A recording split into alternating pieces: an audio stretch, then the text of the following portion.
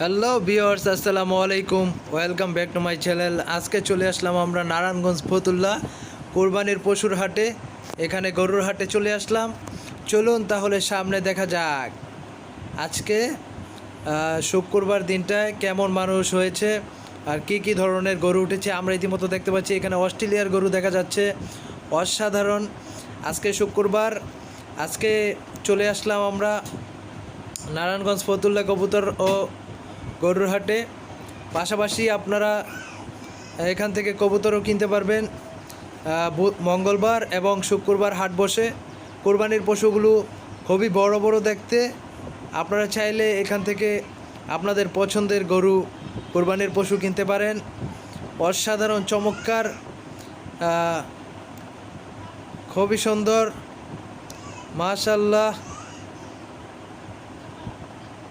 আপনারা